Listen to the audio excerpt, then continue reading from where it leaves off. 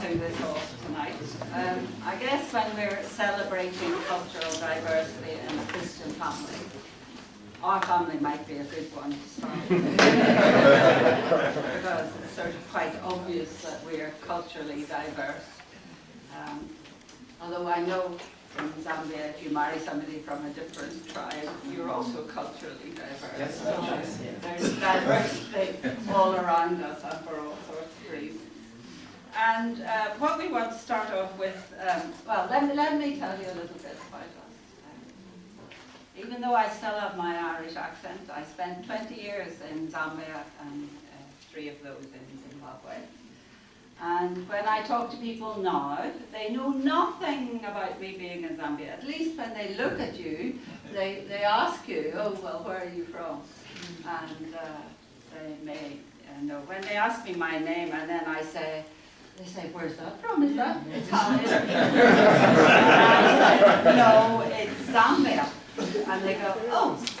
Or yesterday, we were in our garage, and we were waiting for our car to be fixed. There was some minor fault, and there were 3 of us there. There were Joe and I and our daughter Patricia, and I had this iPad, but he hadn't brought his. So I logged in and everything was great. And then I handed it over to him. Now we'd all sat down at different times, and it was only when we were going that the receptionist lady said, oh, are you all together? She said, I thought you were being very generous lending that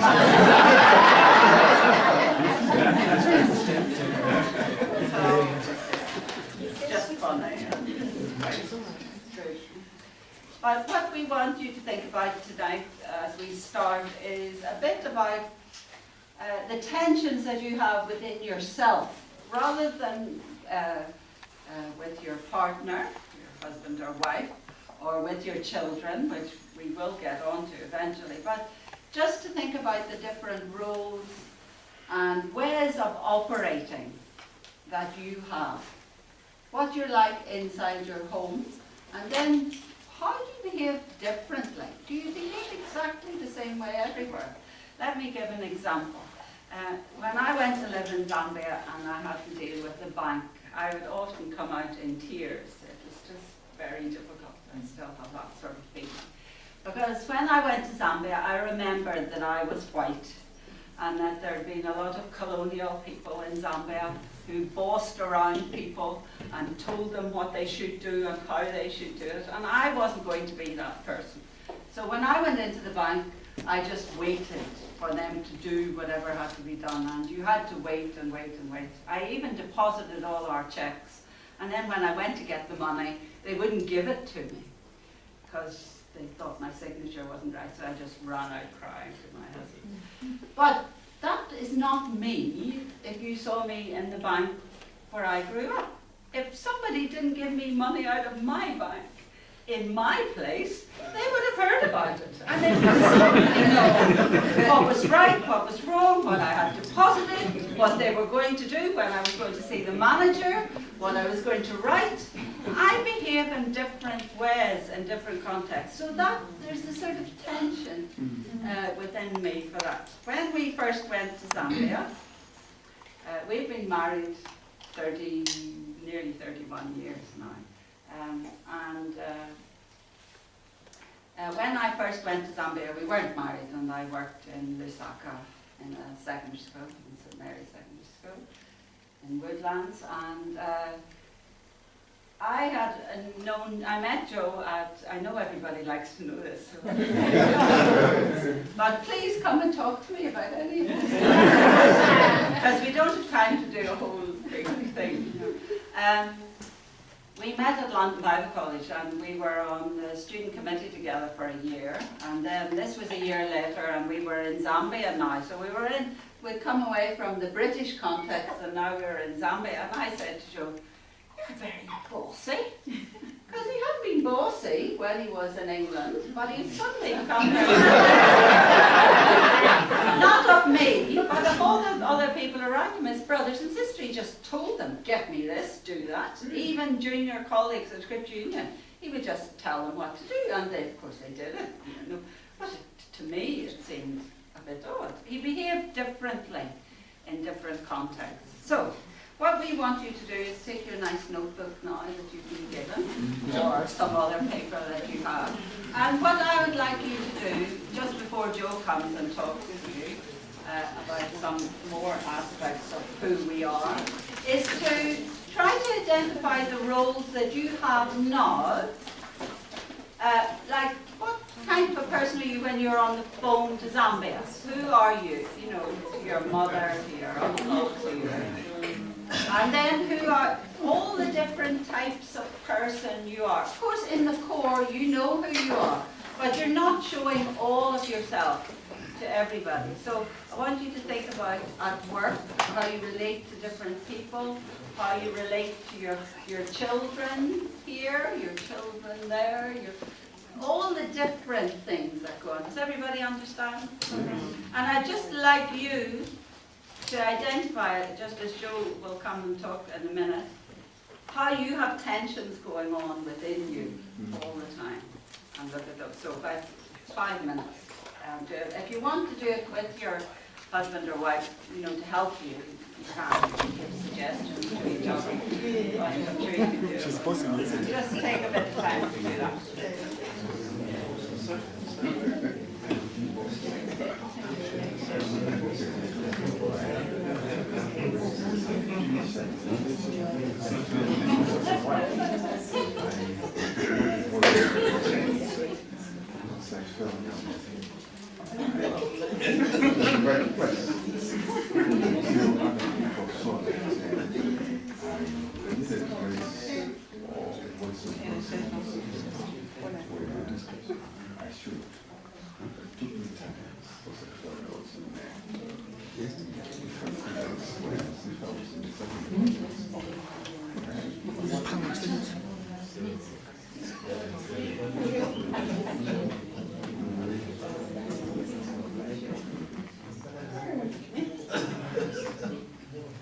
It's impossible to get there.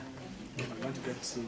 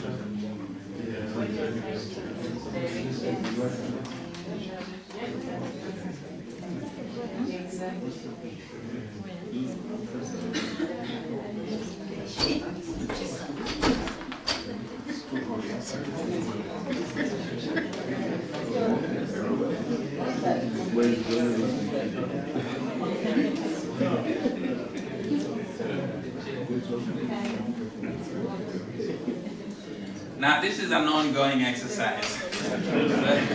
So before lights out tonight, you can fill it all out and continue to talk about it all through this weekend and beyond this weekend.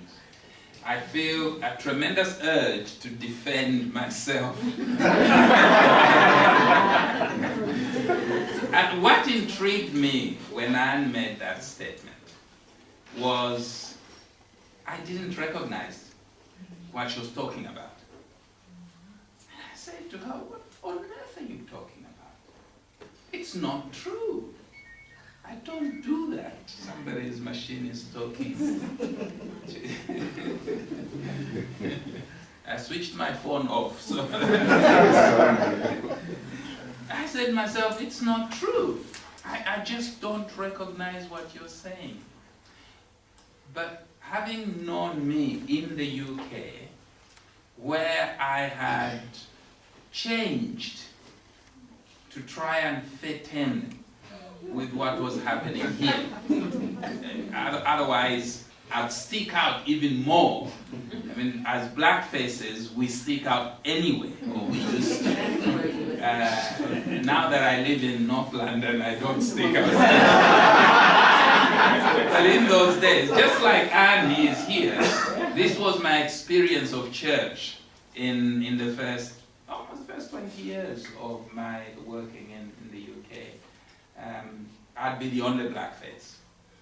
So you work hard to try and fit in. If you think of language, I have friends, and I used to go to them. They had small children. They're English, they have small children. So when I arrived from Zambia, I planned so that I could go and stay with them for about a week or so. And when their children stopped saying, "What did you say? What did you say?" When they stopped that, then I knew I was communicating.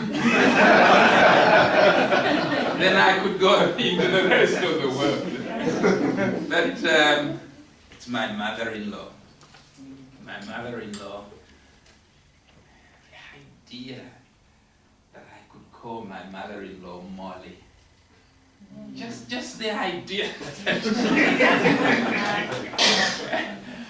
And well, even now, I mean, I do it because, I try often to say mother and so on, and she said, no, just call me Molly.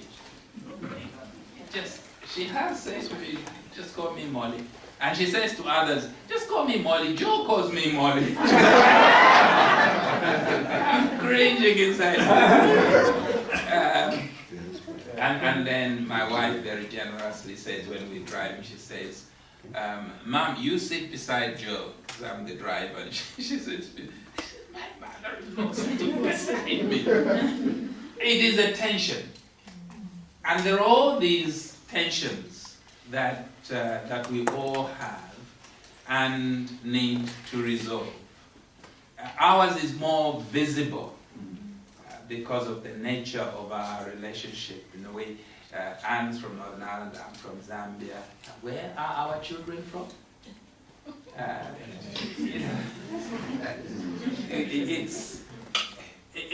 It does generate a lot of tensions, which could create irreconcilable differences.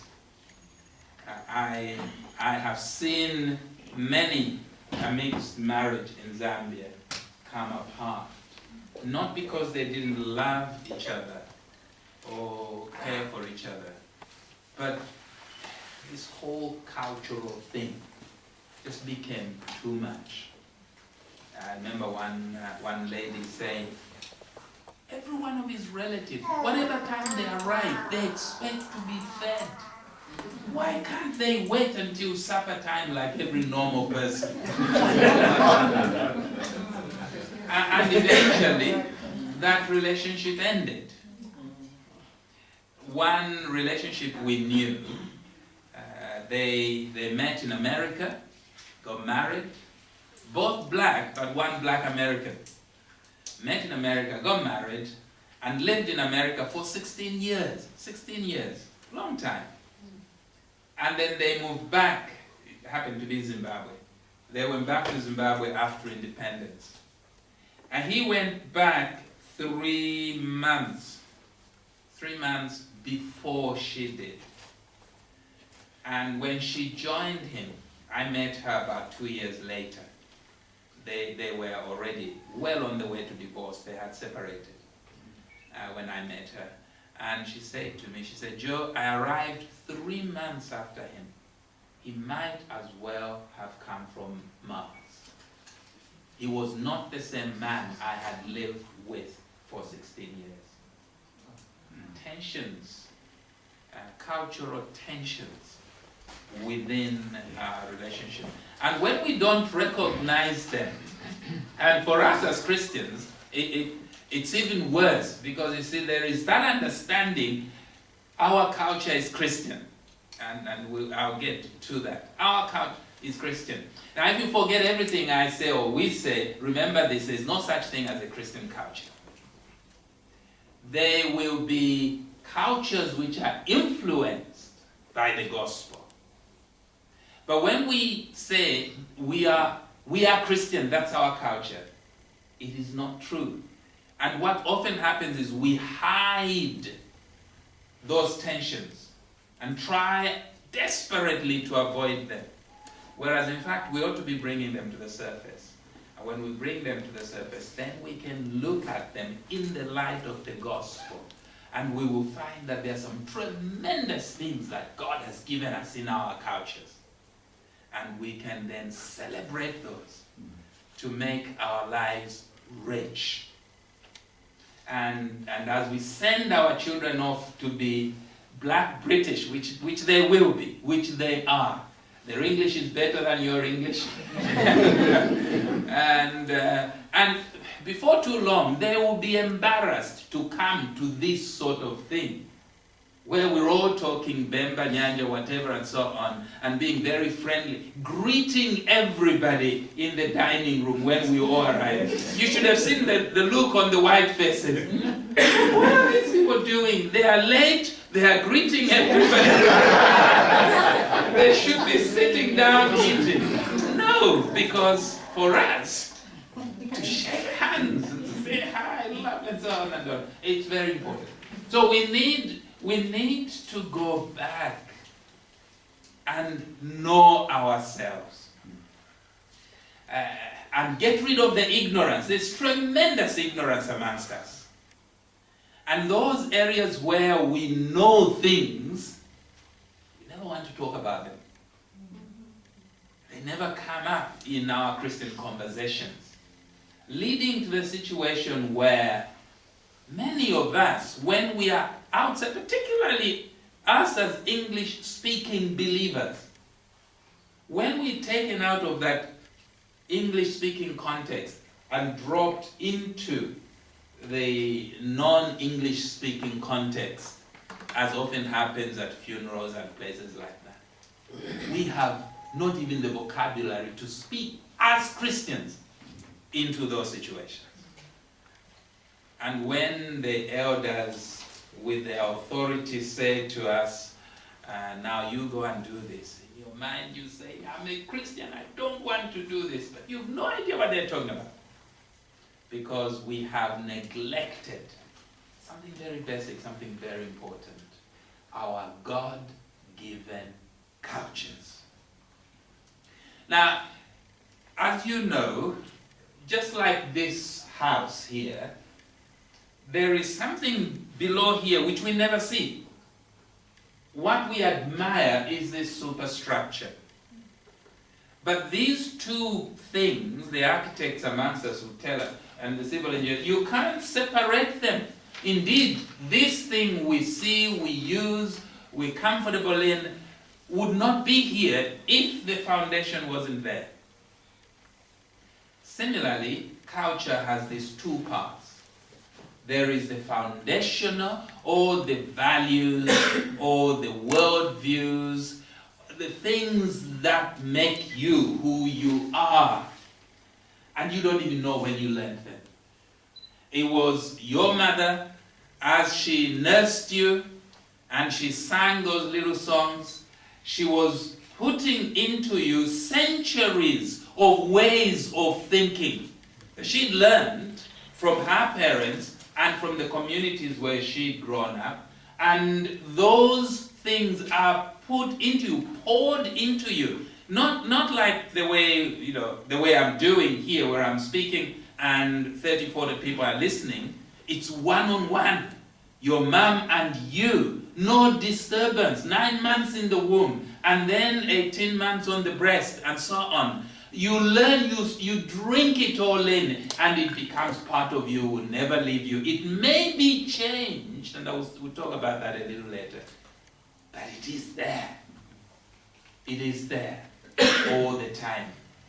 So there is a foundation, the values, the things that, and the things we don't see, we don't recognize. But what we see is the superstructure, the way we dress, the way we talk. I very often will say, not too often now, but because as a Bemba we didn't have Z, so Zambia was Sambia, and we didn't have R, so malaria was malaria, and all those sort of things.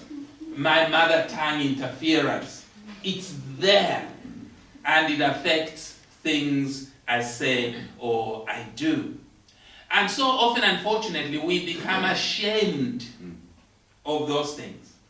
And as black people, the thing that Anne referred to when she talked about being white in black Africa, as black people who, for a long time, we looked up to white people and they looked down on us.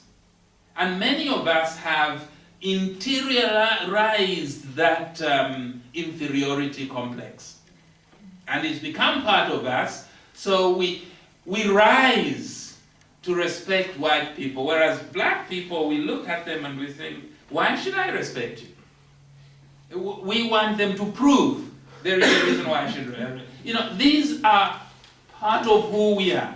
And we do need to understand what these things are and how they affect us. I remember going to work in 1970 on the mines in Kitwe, and above me were all these white people. I was part of a group of men who were called staff learners, and we were the so-called educated black Africans who were coming in to take over these jobs that the white people were doing. But it was a terrible position to be in, because all these fathers of ours looked at us and said, what can you do? And when it came to taking orders, whereas there was this 23-year-old young white boy who would bark orders at them and they jump and do what he says. When I came along in that same position, I had to go and plead with them. Please, my father, will you do this? So here you have these white people upset that we are pretending to take their jobs, and we have our fathers who don't think we're any good. And yet we're supposed to be what Kaunda had dreamt would be the people who would take over the country. A really difficult situation that we had. So these two things of cultures, the things we use, language, all of us operate in English, that is a major cultural transition from whichever language you spoke when you were born. You've acquired English, you use it, you work in it, you rise professionally within the English medium context. That's just one of those things. The clothes we wear, the fact that we can drive cars around, we can drive on motorways. There's so many things which have changed. when I was 5, 6, 7, 8, 9, if I wanted to eat meat, if I wanted to eat meat, I had to go and catch it. And grandfather would say, all right, he gave me a little spear, and I always had the little axe on my shoulder, and this is the way you trap little animals. And the big animals, we went on Saturday, the whole village, to catch whatever it was, and so on. And that's the way I lived. No running water, no electricity, and no English at all. My English colleague, when he hears this, he says, I just can't imagine that. But there it was. But you see, all that has changed. I have learned to negotiate all these things. I even have an iPad. I'm going into a paperless culture until the battery runs out. Then we have problems. So there are these two things then. When you look at your culture, first think, what are the values? What are the unchanging values that your ancestors have poured into you? You're the latest expression of 2, 3, 4, 5 centuries of thinking, of ways of doing things. We learn these things from those who've gone on ahead of us. And then, of course, there are the changing things, what we call the expressive culture. The things that will change, the language, the clothes, the houses we live in, even the place where we live. We're all exiles here. We don't live, in my case, I don't live in Kalomo village, not Kalomo, way down there, where Mrs. Mwowo comes from. No, there's a Kalomo village in the center of Muchinga province, the new Muchinga province, and so on. No, we've moved away from those places. And now we live here. So the expressive culture changes, and changes very easily and readily. And you see it in your children. You see, you brought them, they were timid little Zambian boys and girls.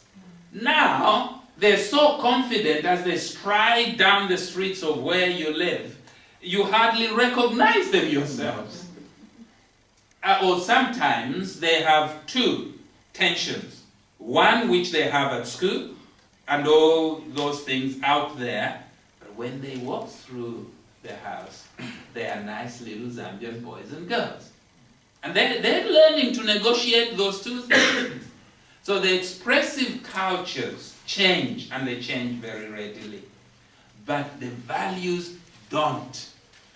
And that's why you've heard, I'm sure, that many people say, why is it that the African church is so wide, but only so deep? That's largely because we as Christians don't work on how our values could adorn the gospel that God has given. God has given us two gifts. One is your culture, the other is the gospel. But what we have done as Zambian Christians is to neglect the culture and just hold on to the gospel. But the gospel never comes unadorned. The gospel always comes with cultural clothes. So we've assumed the Victorian cultural clothes as Christian. That's why many Europeans, when they go to places like Lusaka Baptist, they say, gosh, this is what it was like in England about 55 years ago. They're singing the way things are done in the church and so on. Because that's the culture we have assumed. We haven't yet developed a Zambian Christian culture or Zambian clothes for the gospel. We're too scared.